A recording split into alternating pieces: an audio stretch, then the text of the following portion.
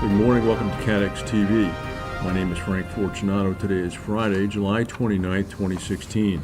If you want to follow us on Twitter, please go to CATEX TV. While the second quarter weather-related natural catastrophes continue to take their toll, Swiss Re's reinsurance division posted an underwriting loss of $42 million in Q2. It pushed up their combined ratio by about 8 points, all the way to 101%. The result included an expected net loss of about $220 million for the Canadian wildfires. The specialty division, however, reported an 80% combined ratio and an underwriting profit of about $118 million. The annualized return on equity for the property and casualty segment fell 4.8 points, down to a year-on-year return of about 9.4 points. The third largest reinsurer in the world, Hannover, said that its net income for the second quarter of 2016 was only $2 million. This is a sharp fall from about $121 million reported for Q2 of 2015. The most affected sector of the company was its Lloyd's subsidiary Chaucer, which reported a combined ratio that had jumped from 90.6% in Q2 last year up to about 103%. Chaucer's results were impacted by catastrophes and large losses, as well as movement in foreign exchange rates. A lot of their money is denominated in British pounds, which took a beating after the Brexit vote.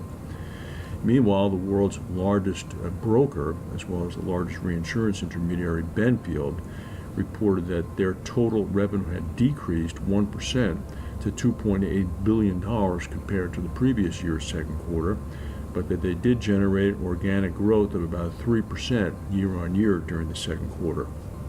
They also noted that part of the increase included a 4% jump in retail sales revenue, up to about $1.5 billion, mainly driven by North American retail sales. Aon Benfield, the reinsurance division of Aon, jumped about 1%.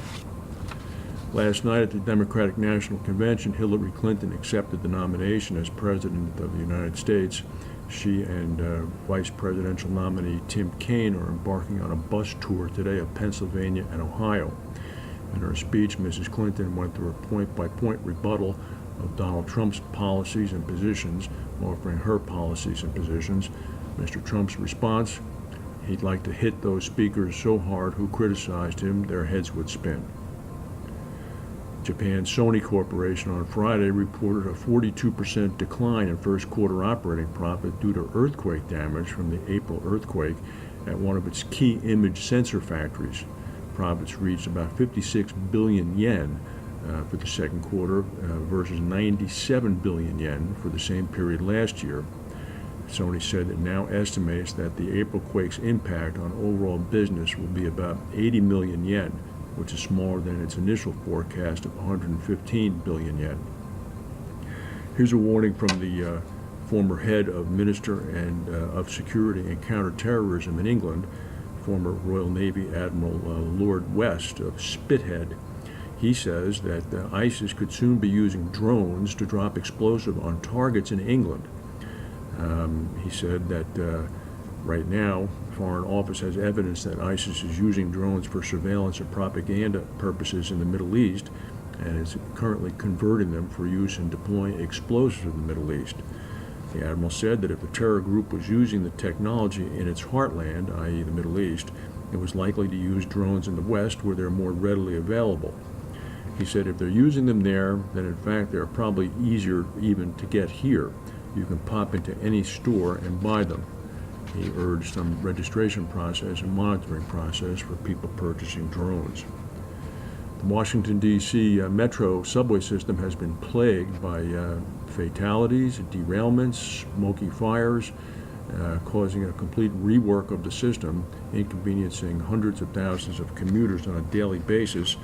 Today they had another incident. There was a train derailment in Northern Virginia. And about 2 people of the 75 passengers on the train being treated for injuries. Everybody else was safely taken off. The cars derailed at the East Falls Church metro station. This is going to add more fuel to the fire as to why there was no infrastructure maintenance done on the system for many, many years.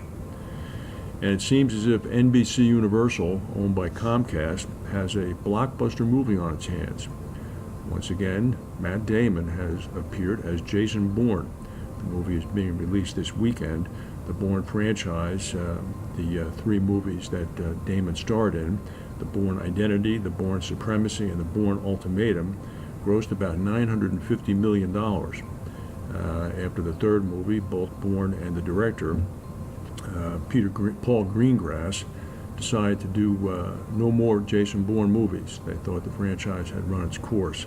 So as a result, The Bourne Legacy, which came out in 2012, was a bit of a bomb. It did not feature Damon, and it was not directed by Greengrass.